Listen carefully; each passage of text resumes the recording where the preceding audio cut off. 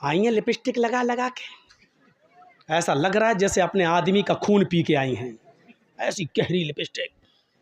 और जलसों में भी क्रीम और पाउडर ऐसा चुपड़ा हुआ है जैसे लगता है कि भैंस या गाय का गोबर लीप लिया मुँह पे, जाके देखो।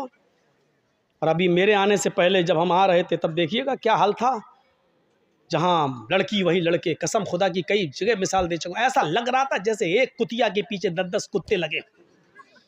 सुनना पड़ेगा तुम्हें नहीं, तुम्हारे बाप को भी सुनना पड़ेगा। ऐसा लग रहा है जैसे एक कुतिया के पीछे 10-10 कुत्ते, मोबाइल लेके वो इधर बुरा वो उधर जा रहा है। हकीकत में लग रहा है जैसे एक कुतिया के पीछे 10-10 कुत्ते। तू अपनी वाली हमें दिखा दे, मैं अपनी वाली तुझे दिखाऊं, ये मेरी वाली हो तेरी वाली, ऐसा लग रहा है। ये हालत बना रखा, जलसों में भी हो रहा है, जलसों में भी। क्या बोल रहा था मैं, बताइए तो, कहाँ था? के पास वो कह रहा तस्वीर की बात तो निकल गई। अब हजरत ज़ैनब बिनते जहश के यहाँ गए, भूखे रहते थे, तो वो कुछ शहद का शरबत बनाकर अल्लाह के नबी सल्लल्लाहु अलैहि वसल्लम को पिलाती थी, थोड़ी देर हो जाती थी। जिसकी कई बीवियाँ हों तो बीवियों में तो आपस में टसंग रहती ही है। अच्छा, उनके यहाँ ज़्यादा क्यों बैठ जाते हैं, हमें इतना टाइम क्यों नहीं देते हैं? तो सारी बीवियों ने सलाह कर ली, क्या सलाह की कि अल्लाह के रसूल जिसके पास भी जाएंगे, ज़ैनब के घर से निकल के जिसके भी पास जाएंगे, सारी बीवियां नबी की ये एक ही बात बोलेंगे कि आपके मुंह से तो मगाफिर की एक पौधा होता है, मगाफिर एक जड़ी बूटी होती है, उसकी बदबू आ रही है आपके मुंह से।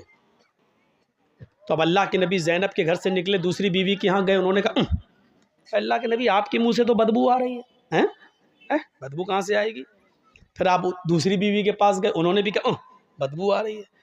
जब सारी बीवियाँ एक ही बात कहेंगी तो दिमाग तो कबूल कर ही लेगा ना कि इसका सभी एक ही बात कह रही हैं, तो इसका मतलब बदबू। और नबी अकरम को बदबू से सख्त नफरत थी। खुशबू भी आप इतनी लगाते थे कि पसीना भी टपकता था तो खुशबूदार बन जाता था। जिस नबी की हालत ये हो वो बदबू को कैसे पसंद करे? तो कहा क्या खा के आए आप ज़ैनब के घर से? कहा शहद का शरबत पी के आया हूँ, इसीलिए बदबू आ रही। तो अल्लाह के नबी ने कह दिया आज के बाद शहद को मैं हाथ नहीं लगाऊंगा, शहद मुझ पर हराम, नहीं पीऊँगा आज के बाद, नहीं खाऊंगा। तो शहद को अल्लाह ने हलाल किया और नबी ने क्या कह दिया, आज के बाद मैं शहद को हाथ नहीं लगाऊंगा।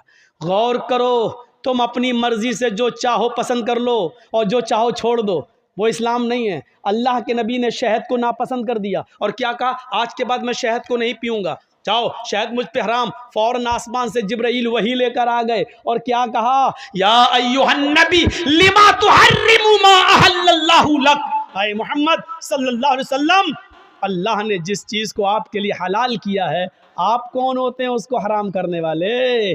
लिमा तुहर्रिमु मा अहल्लल्लाहु लक, आपने उस चीज़ को अपने ऊपर हराम क्यों किया है जिसको अल्लाह ने हलाल किया? इस कुरान की आयत से आपको पता चल रहा है क्या मतलब हुआ? इसका मतलब ये हुआ कि अल्लाह की तरफ से अगर कोई चीज़ हलाल है तो उसको हराम करने का इख्तियार और हराम करने का पावर मोहम्मदुर रसूलुल्लाह को भी हासिल नहीं है। तो फिर हमें और आपको ये कैसे हासिल हो जाएगा कि हमें जो पसंद हो वो अमल कर लें और जो चीज़ हमें पसंद नहीं है उस पर हम अमल ना करें? जो चीज़ मेरी मर्जी के मुताबिक हो उसको हम मान लें और जो चीज़ मेरी मर्जी के मुताबिक ना हो उसको हम छोड़ दें? ये कैसे हो सकता है? जब नबी अपनी मर्जी के खिलाफ शहद को हराम नहीं कर सकते अपने ऊपर, जब नबी को ये पावर हासिल नहीं है तो तुम्हें ये पावर और हमें ये पावर किसने दे दिया है?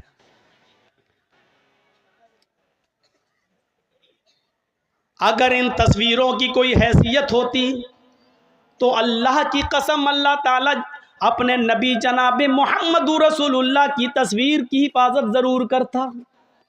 लेकिन देख लो, दुनिया में ईसाई भी मौजूद हैं, ईसाइयों के पास ईसा की तस्वीर मौजूद है, यहूदियों के पास मूसा की तस्वीर मौजूद है, दाऊदियों के पास दाऊद अलैहिस्सलाम की तस्वीर मौजूद है, इब्राहिम को मानने वालों के पास इब्राहिम की तस्वीर मौजूद है।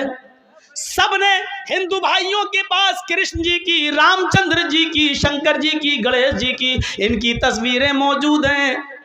अगर दुनिया में किसी नबी की तस्वीर मौजूद नहीं है तो वो हस्ती है जनाब मोहम्मद रसूलुल्लाह सल्लल्लाहु अलैहि वसल्लम की। क्योंकि अगर आज नबी की तस्वीर होती तो कोई आदमी नमाज पढ़ने मस्जिद में जाता ही नहीं, कोई आदमी अल्लाह के नबी के रोज़े अक़दस पे जाता ही नहीं, वहाँ दरूद पढ़ता ही नहीं। वो अल्लाह के नबी की तस्वीर को अपने घर लगा लेता, वो नबी की तस्वीर पे हार या माला डाल देता, या तस्वीर को अपने घर में लगाकर 7 चक्कर उसी के लगा के कह देता कि हज हो गया।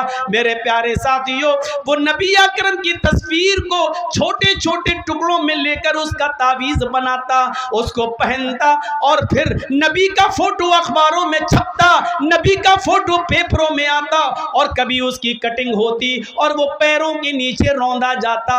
अल्लाह ताला को अपने नबी की ये रुसवाई और बेइज्जती गवारा न थी मेरे भाइयों, इसलिए अल्लाह ने जनाब मुहम्मदुर रसूलुल्लाह की कोई तस्वीर दुनिया में बाकी नहीं छोड़ी है, नबी का कोई फोटो बाकी नहीं छोड़ा, बल्कि नबी की ज़बान से ये कहलवा दिया, इन्ना शद्दन्नासी अज़ाबन यौमल क़ियामा अल मुसव्विरून। दुनिया में क़यामत के दिन जहन्नम के अंदर सबसे सख्त अज़ाब उसको दिया जाएगा जिसने दुनिया में तस्वीरें बनाई होंगी, तस्वीरें खींची होंगी। उससे कहा जाएगा इन तस्वीरों में तू जान डाल, इन तस्वीरों में तू रूह डाल, और जाहिर है कि उन तस्वीरों में वो रूह डाल नहीं सकता। फिर अल्लाह की एक पैदा करदा मखलूक की तूने तस्वीर क्यों बनाई? जब उसमें जान डालने की ताकत नहीं थी तो तूने क्यों? आए शादियों में दूल्हा और दुल्हन के फोटो खींचने वालों, आए अपने बिस्तरों पर, अपने बेड पर शादी का मियाँ और बीवी का फोटो लगाकर बेड पर चिपकाने वालों,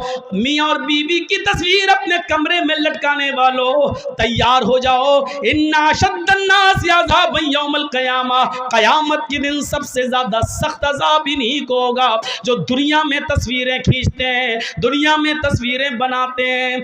और सबसे ज़्यादा सख्त अज़ाब उकिल तो बिसलयूता भी जहन्नम यौमइज़िल्लहा, क़यामत के दिन जहन्नम खींच कर लाई जाएगी। जहन्नम के अंदर 70,000 लगामें पड़ी होंगी और जहन्नम को खींच कर लाया जाएगा।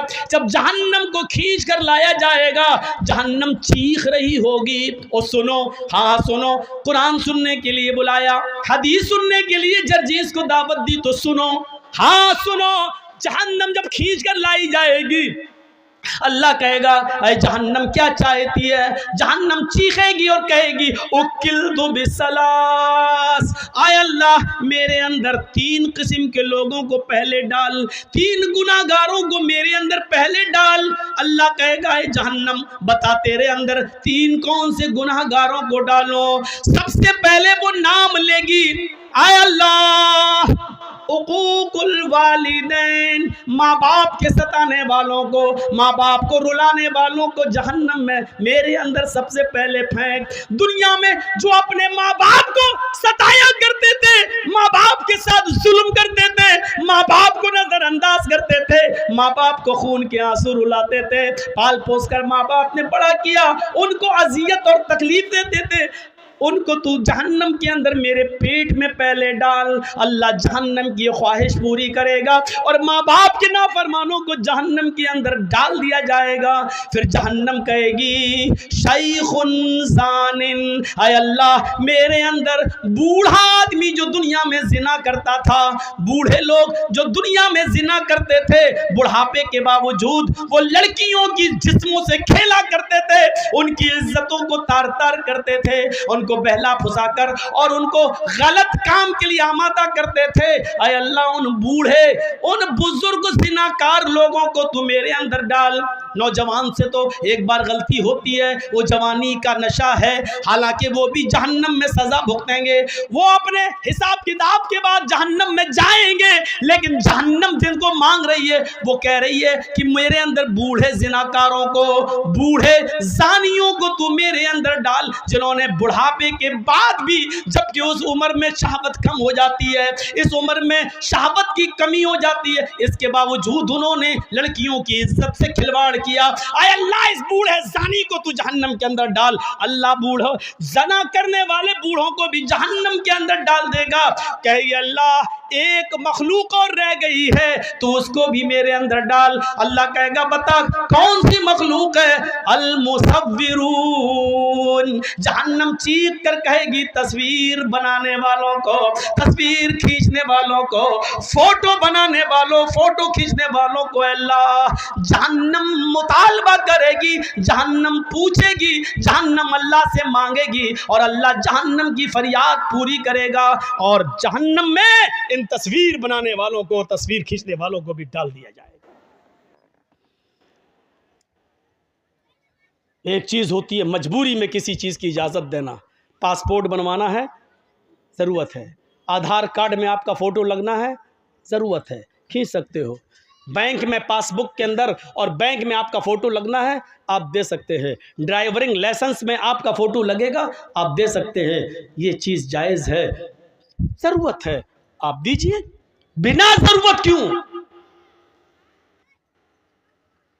एक आदमी वीडियो में किसी की तकरीर रिकॉर्ड करता है, लेकिन अपने पास रखने के लिए तो गलत है, लेकिन उसको आम करता है और जाहिर करता है और दूसरी जगह पहुंचाता है, तो एक ज़रूरत है। क्योंकि ये तकरीर आज जिक्रा में हो रही है, तो जाहिर है कि इसको यूपी और बिहार और उड़ीसा वाले नहीं सुन पा रहे हैं। अब वो चाहता है कि ये तकरीर जो जिक्रा में हुई पूरा हिंदुस्तान सुने, पूरी दुनिया सुने, और उसको नश्र करके दूसरी जगह पहुंचा रहा है। तो ऐसी जगह पर उसकी वीडियो बनाकर तकरीर की गर्ज से डाला जा सकता है, लेकिन उसमें कटिंग करके ये हरामीपना है।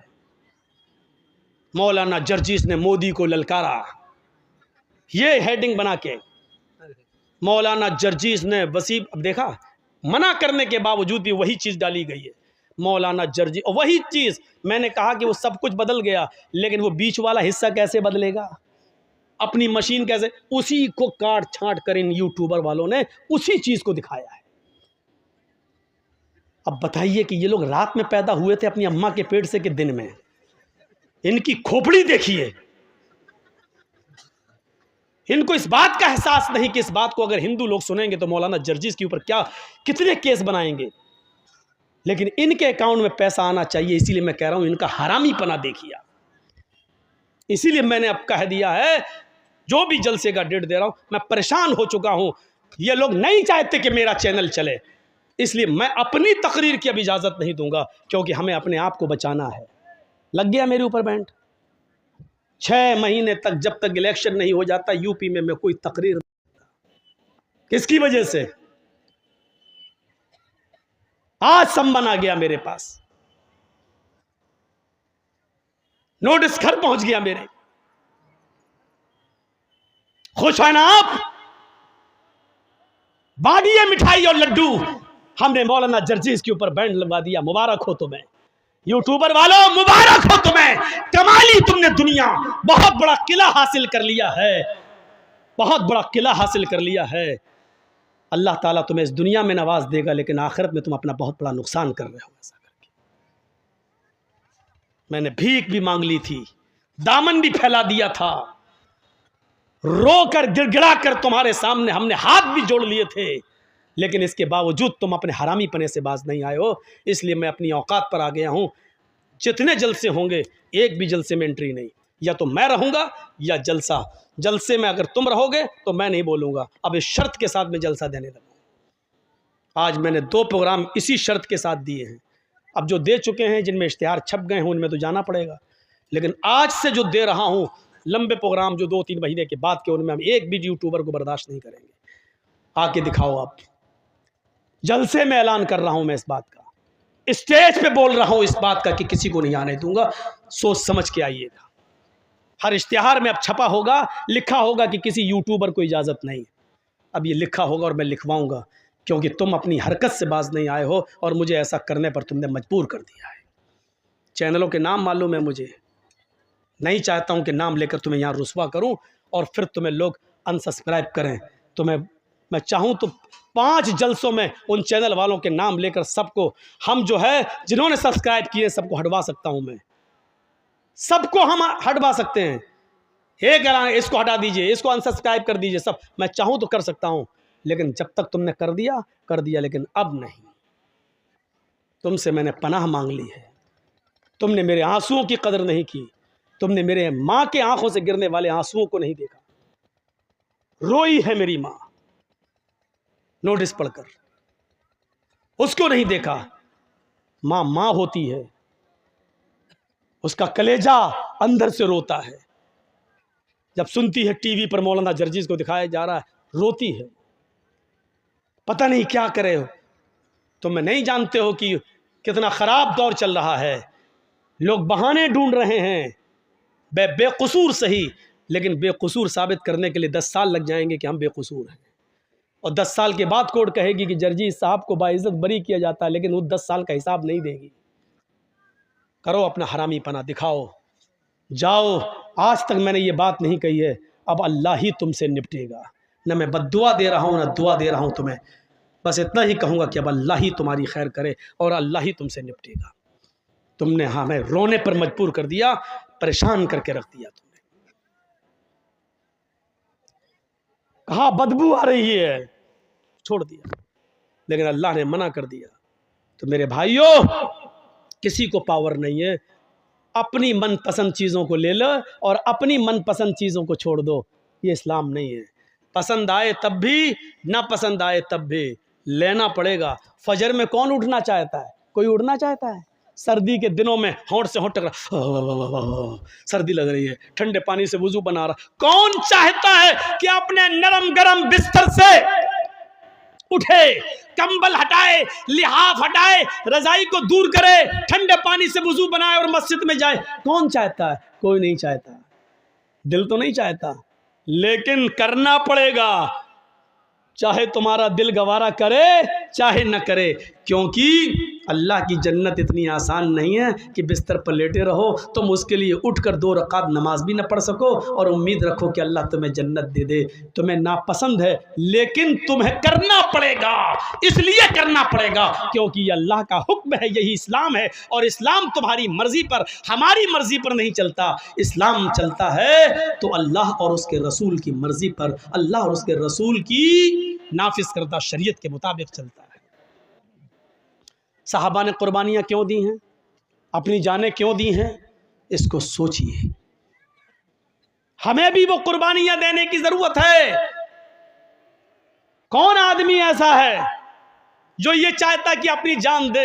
लेकिन सहाबा, अल्लाह के रसूल मुझे इस जंग में ले चलिए, मैं चाहता हूं कि शहीद हो जाऊं, मैं चाहता हूं कि जंग लड़ूं, या तो काफिरों को मारूं या शहीद कर दिया जाऊं। अल्लाह के नबी उनको कबूल कर रहे हैं, ले रहे हैं, और वो जा रहे हैं और लड़ रहे हैं और शहीद हो रहे हैं। क्यों? क्योंकि अल्लाह के नबी ने फरमाया, शहीद जब कत्ल किया जाता है, उसके खून का पहला कतरा जब ज़मीन पर गिरता है तो अल्लाह उसके सारे गुनाह को माफ़ कर देता है। शहीद क़यामत के दिन जब अपनी कब्र से उठेगा तो उन्हीं कपड़ों में उठेगा जिन कपड़ों में वो शहीद हुआ है, और उसी जगह से उसका खून बह रहा होगा, टपक रहा होगा, जिस जगह खंजर, जिस जगह तलवार या जिस जगह गोली लगी है। इस हाल में उठेगा कि उसके जिस्म से खून गिर रहा होगा। अल्लाह ताला उसके जिस्म से गिरते हुए खून को देख कर कहेगा, फरिश्तों, इस बंदे का क्या हिसाब लूं, इससे क्या पूछताछ करूं? ये तो मेरे लिए अपनी पूरी जमीन और जायदाद और जान सब कुछ देकर चला आया, इससे क्या मैं पूछूं? इसने तो सब कुछ मेरी राह में कुर्बान कर दिया था,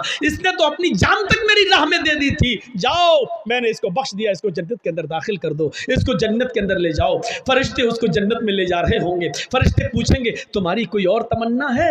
जन्नत की नेमतों को शहीद देखेगा, जन्नत की नेमतों को शहीद देखेगा। फिर फरिश्ते पूछेंगे, कुछ और चाहते हो? तो फरिश्ते कहेंगे, हाँ, एक तमन्ना और है। कहा, क्या है? कहा, है फरिश्तों, अल्लाह से दुआ करो, अल्लाह से कहो, मेरी एक तमन्ना ये है कि वो मुझे दुनिया में दोबारा भेज दे, मैं दोबारा जंग करना चाहता हूं, दोबारा काफिरों से लड़ना चाहूंगा, और फिर मैं चाहूंगा कि फिर मैं शहीद हो जाऊं, फिर मैं जन्नत में लाया जाऊं। क्योंकि शहीद का इतना बड़ा इज्जत, इतना बड़ा इकराम कि शहीद जन्नत की नेमतों को देख कर कहेगा, अल्लाह, मैं चाहता हूं कि मुझे बार बार दुनिया में भेज, मैं बार बार कत्ल किया जाऊं और बार बार जन्नत में आऊं, और तू बार बार पूछे कि तेरी तमन्ना क्या है, मैं फिर कहूं कि अल्लाह मुझे दुनिया में भेज और मुझे कत्ल किया जाए और फिर मैं जन्नत में आऊं। जरा गौर करो कि शहीदों का इनाम कितना बड़ा होगा, शहीद का इनाम कितना बड़ा होगा कि शहीद जन्नत की नेमत में देखने के बाद भी हट नहीं, उसमें है नहीं। फरिश्ते पूछ रहे हैं, कुछ और चाहते हो? अब जन्नत में किसी चीज़ की कमी तो है नहीं, फिर भी फरिश्ते पूछ रहे हैं, कुछ और चाहते हो? कि हाँ, क्या? दुनिया में दोबारा जाना चाहता हूं, नक्तुल, फिर कत्ल होना चाहता हूं, फिर जन्नत में आना चाहता हूं। ये तमन्ना होती है। लेकिन फरिश्ते कहेंगे, नहीं, जो रूह एक बार हमारे पास आ जाती है वो दुनिया में दोबारा लौट कर नहीं जाती। अब तुम्हें दुनिया में दोबारा नहीं भेजा जाएगा। जब शहीद को दुनिया में दोबारा इंसान की शक्ल में नहीं भेजा जा सकता, यहाँ तो बहुत बड़े बड़े बुज़ुर्गों की रूहें आती हैं हमारे घरों में, शब बारात के हलवे खाने, खिचड़े खाने और पता नहीं क्या क्या करने। बड़े बड़े लोगों की रूहें आती हैं हमारे यहाँ, कहते हैं बुज़ुर्गों की रूहें आती हैं। मेरे भाइयों, कुरान कहता है जो रूह मेरे पास आ जाती है वो दोबारा लौट कर नहीं जाती। अच्छा एक बात बताइए, दुनिया में थर्ड क्लास की ज़िंदगी है, आदमी मर गया, अच्छे काम किया है, फिर वो आखिरत में चला गया, बरज़ख में चला गया, अब वो फिर फर्स्ट क्लास की ज़िंदगी से कोई थर्ड क्लास की ज़िंदगी में आएगा? मौलाना जर्जिस बहुत अच्छे नेक अमल किए, अब हम मर गए, अब हम मरने के बाद अल्लाह ने मुझे आला इल्लीन के अंदर मेरी रूह को दाखिल कर दिया। अब हम दुनिया में दोबारा आना चाहेंगे, उन नेमतों को छोड़कर दुनिया में हम दोबारा आएंगे, फिर फ़ायदा क्या है? दुनिया की थर्ड क्लास की ज़िंदगी को छोड़कर हम फर्स्ट क्लास में अच्छी ज़िंदगी में गए हैं, फिर हम दुनिया में क्यों आना चाहेंगे? मेरे भाइयों, जो बुज़ुर्ग दुनिया की ज़िंदगी में अमल करके अल्लाह को प्यारे हो गए हैं, वो अल्लाह के पास से लौटकर दुनिया में दोबारा क्यों आना चाहेंगे? इतनी मोटी सी बात हमारी आपकी अकल में नहीं आती है। मेरे भाइयों, जिस आपके जिक्रा गांव के अंदर अगर मुझे पकड़ के मारा जाए, ठूसा जाए, अच्छा कमीने पिछली साल तू क्यों नहीं आया था, है बोल, ये अब पकड़ के कोई हमें बांध के मारे, फिर दोबारा हम जिक्रा गांव में प्रोग्राम देंगे?